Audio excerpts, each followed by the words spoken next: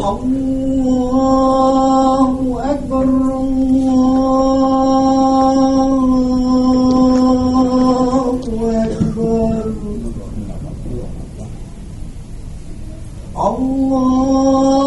أكبر الله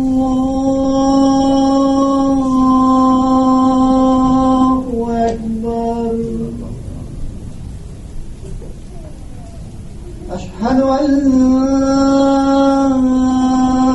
لا إله إلا الله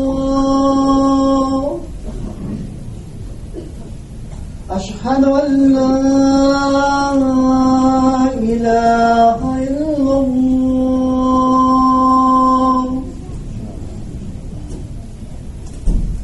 أشهد أن محمدا رسول الله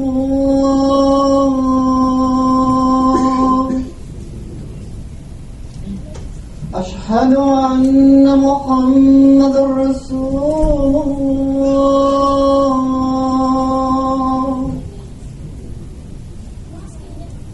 حي على الصلاة حي على الصلاة حي على الفلاح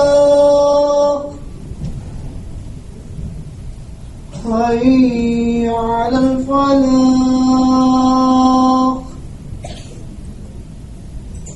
الله أكبر الله أكبر لا إله إلا الله.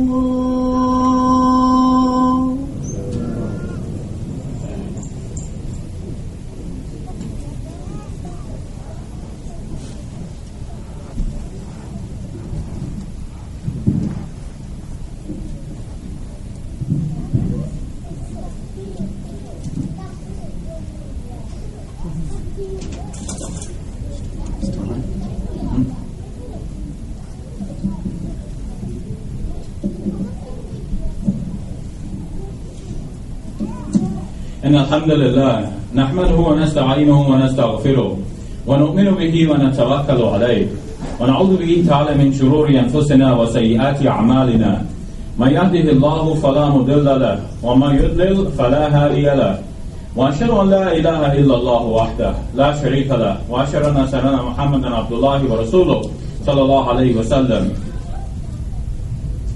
أرسله الله بشيرا ونذيرا بين يدي الساعة ما يطع الله ورسوله فقد رشد وما يعص الله ورسوله فإنه لا يضر إلا نفسه ولا يضر الله شيئا.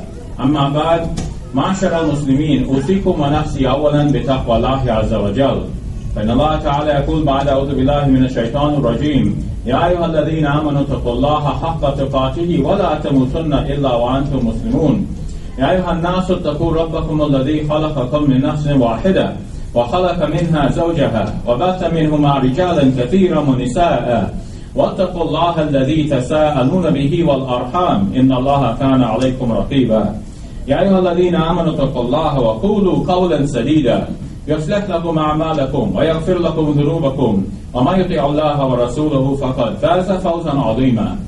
إن أصدق الحديث كتاب الله وخير الهدي هدي محمد صلى الله عليه وسلم وشر الأمور محدثاتها وكل محدثة بدعة وكل بدعة ضلالة.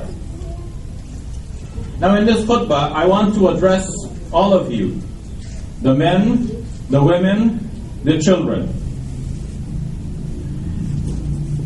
A few months ago, perhaps not even a few months ago, less than that, a woman in Scarborough died.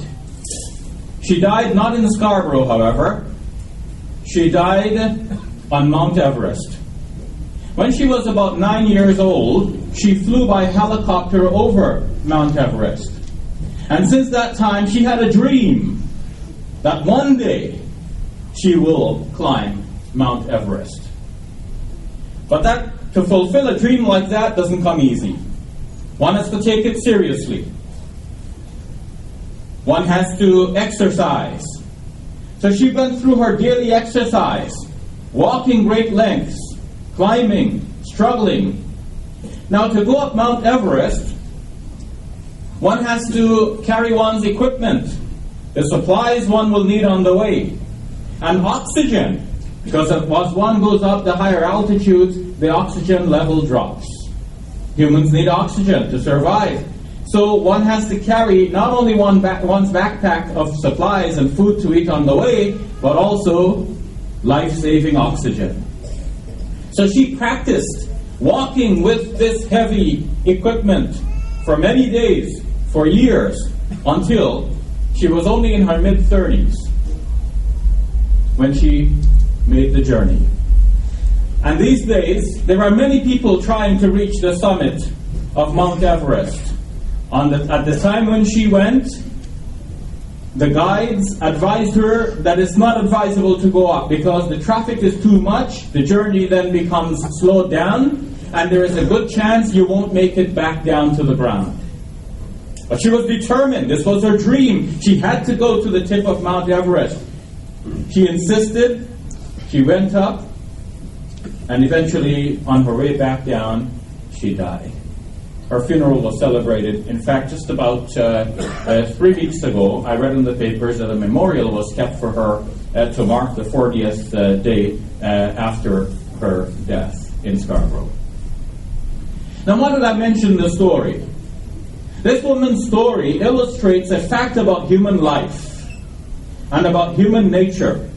We human beings want to achieve things. There are some people, of course, who do not want to achieve anything. There are couch potatoes who just sit down on their couches, they watch TV, and the only exercise they get is the thumb flipping the channels. But most of us, if we are self-respecting individuals, we want to achieve things. We have to have goals. We see ourselves 5 years from now, 10 years from now. You're a little boy, and you have a dream. What am I going to be when I grow up? You're a little girl. You have an idea, an expectation, an ambition. I want to be that. You want to be that? What are you going to do to get there? It requires exercise. It requires training. It requires devotion. It requires discipline. I rode the subway on my way here this morning, as I did yesterday, and I mentioned last night my observation of some of the signs that are now posted on the subway platforms. Signs from Olympic.ca. Signs showing what athletes go through in order to get there. You don't get to compete at that Olympic level unless you have pursued a discipline. You have tried. One of the signs says, enduring exhaustion. You know what is exhaustion? When you work so hard, you have sweated, and now you have no energy left, you're exhausted. As somebody might say in Arabic, khalastu. I'm just totally finished. Enduring that means doing it again and again, and this is just the fact of life. The sign continues to say, embracing pain. Embracing pain. These exercises are not easy. They require the stretching of muscles as one exercises. Some of this can be painful, especially next morning when you get up. But what do these athletes do? They embrace the pain. They don't refuse it. They don't say, man, oh, this is going to be painful, I can't exercise. They embrace it. They know this is what we are about. We're going to embrace that pain. In the English language, there's an expression that says, no pain, no gain. So if you want to gain something, you have to endure some pain. I mention all of this to illustrate the very fact of why we're fasting. This is an exercise, it is a discipline. Somebody wants to conquer Mount Everest. That is a goal, that is a dream, that is a hope. It requires a discipline to get there. But is it only a mountain that we need to conquer? What about our baser desires? People are driven by the desire for food, for drink, and for sex.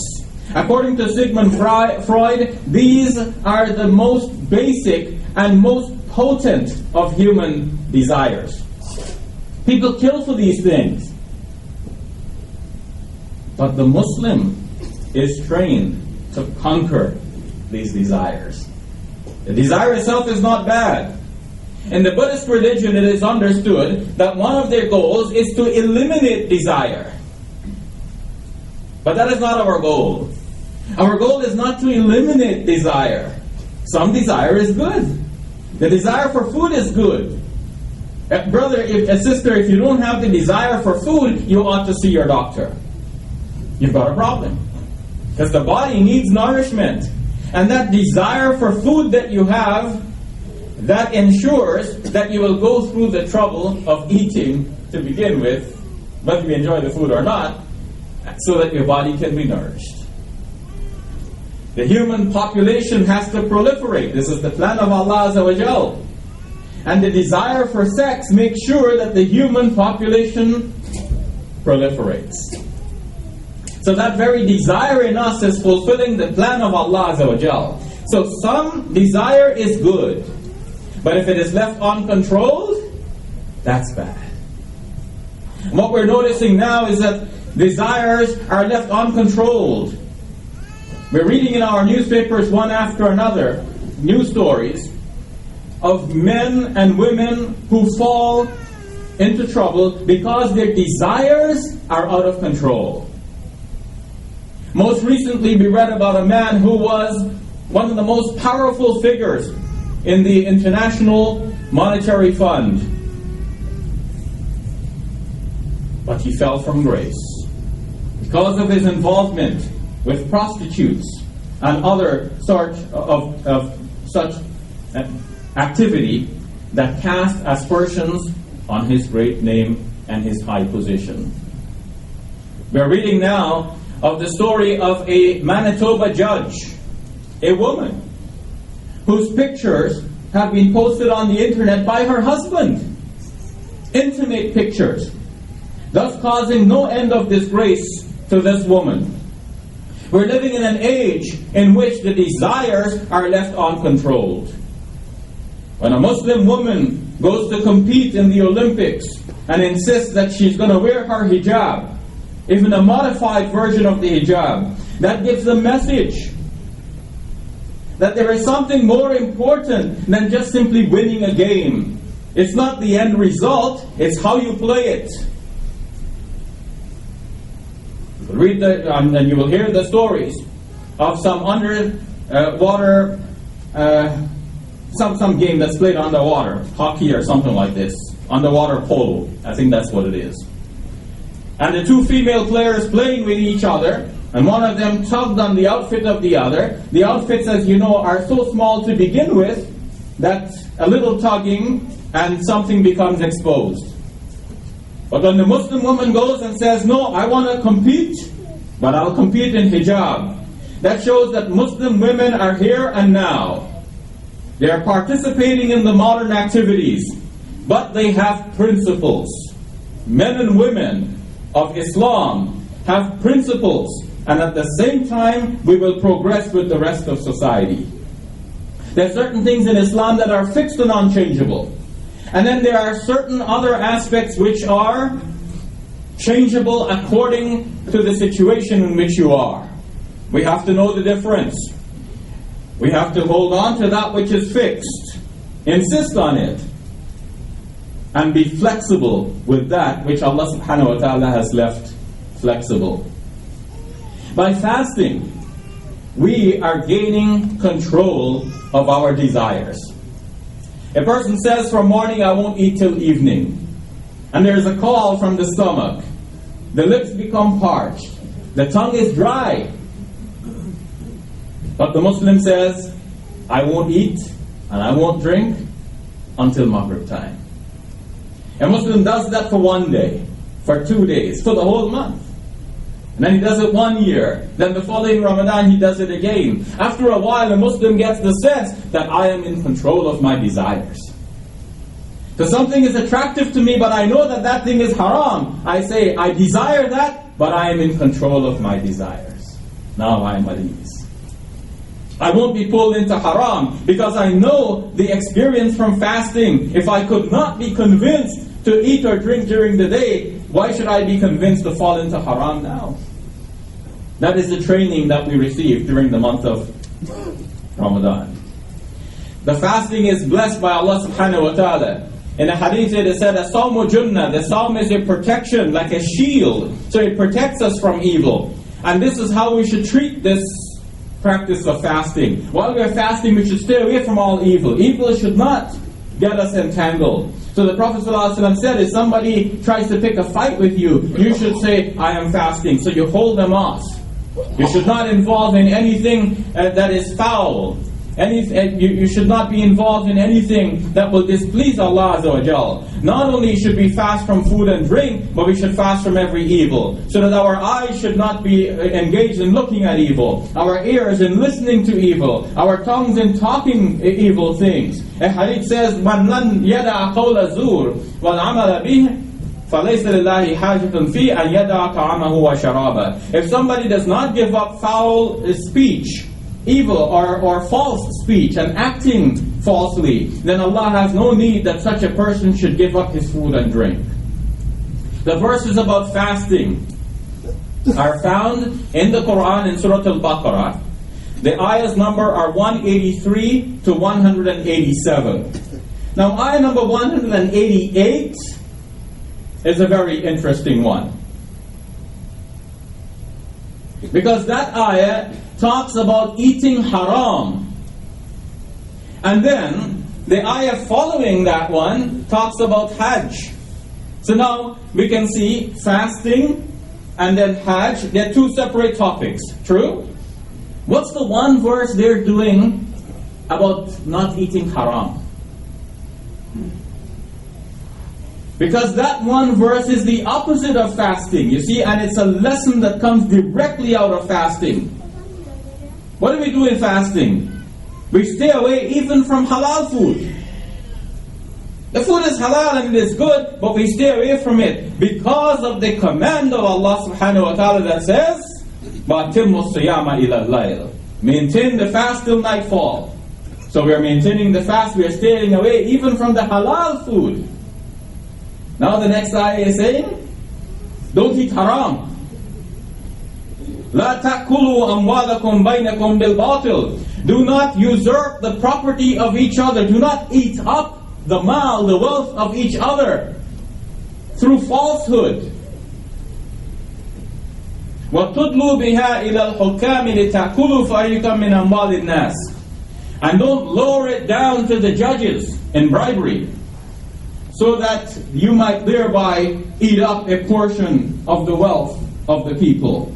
وَأَنْتُمْ تَعْلَمُونَ. While you know, you have been guided to Islam, you know what is true, you know about the life hereafter, and yet you're going to eat up the property of other people falsely? And then you're fasting Ramadan? So in Ramadan you're even avoiding the halal food because this is the command of Allah, don't eat now. Then, even in Ramadan, at night you might eat the haram food, usurping the property of others. Ikhwani fillah, we have to read the Quran and read the whole book. And read it in context, understand the connections between verses. See the deep meaning that Allah has put in His book for us. In a few words, a lot of meaning is contained. We have to make tadabbur, study the Quran, think about it, reflect on it. Everybody's trying to read the whole book in the Taraweeh prayers this month, and that's good. But we have to also ponder the meaning. Brothers, sisters, before I leave this minbar, I have to put before you an important project.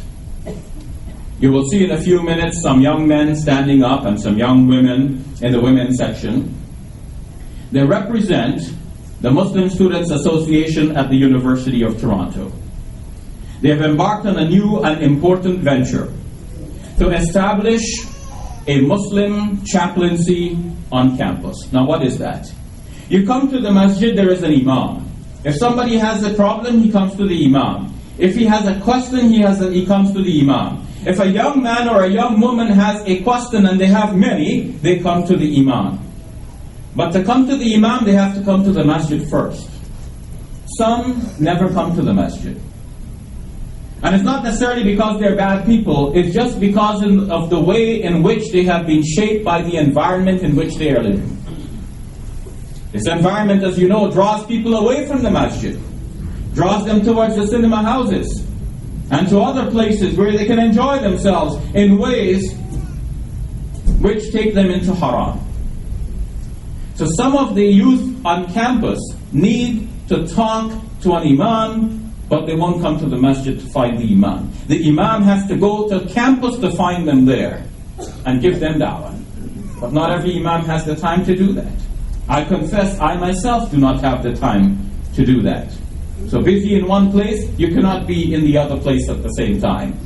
So what these Muslim students are trying to do now, as part of their association work, is to establish a Muslim chaplaincy, which means that they will have somebody like an imam who is stationed at the university.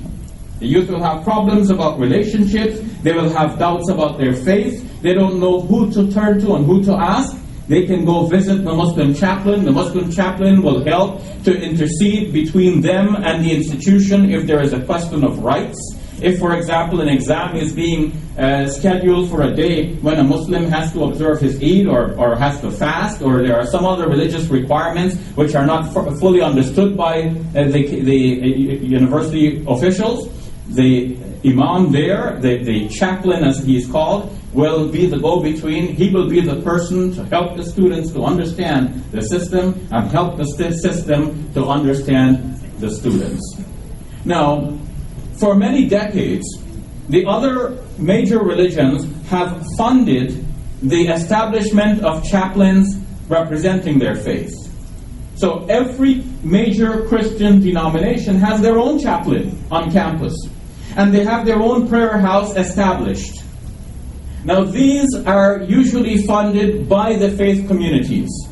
The university is a secular institution. They say faith is not our responsibility.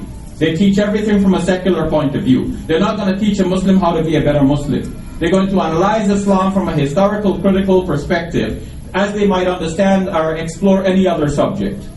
If you want to learn about your Presbyterian faith, go to the Presbyterian chaplain. You want to learn about the Catholic faith, go to the Catholic chaplain. You want to learn about your Jewish faith, go to the Jewish rabbi on campus. Recently, the Jewish community has established a large building called the Hillel Center that's at the corner of Harvard and Huron Streets. Right at the corner, a very nice, modern, impressive building. The community funds that. We as Muslims are a little bit behind for a good reason, not because we're not generous, but because we are new in this country. We are just simply trying, first of all, to get our own home, to establish somewhere, then we're thinking we have to have the masjid, then we need to have a madrasa for the students and so on. But the time is now ripe. Now the project is looking us in the face. These youth have taken the issue seriously, and they have put their project in writing. In a brochure that looks like this. You can request a copy on your way out with all of the details. How much this project is going to cost, how much money they need to raise at various within various time frames. Recently, they held a fundraising dinner at the Muslim at the Multi-Faith Center at the university campus. Many Muslims and some non-Muslims attended. And altogether on that occasion, they raised, I don't have the exact figure, and somebody may correct me later on, but as I recall, it's over $30,000 on that occasion, just on the one occasion. Now, today, they're approaching some mosques. They're here, they're also at the Isna Canada Center, and they're trying to raise funds for the same purpose. I'm encouraging you, brothers and sisters, for the sake of Allah subhanahu wa ta'ala, this is the month of Ramadan, to donate as generously as you can to support the Muslim chaplain on campus. This is a way of doing da'wah, this is a way of promoting the message of Islam. It's reaching out to those youth who otherwise might be taken away from the stream of Islam and lost forever, lost from their parents, lost to the community. and there are many cases of this actually happening. We need to do what we can to stem that tide. May Allah subhanahu wa ta'ala help us all to be generous and to follow the Prophet's example during this month. When we stand for the prayer, that is when I will ask the volunteers to come through the rows with their buckets, and please be ready to donate at that time. May Allah subhanahu wa ta'ala reward all of you. Jazakumullah khairan wa akhir da'wana alhamdulillahi rabbil alameen.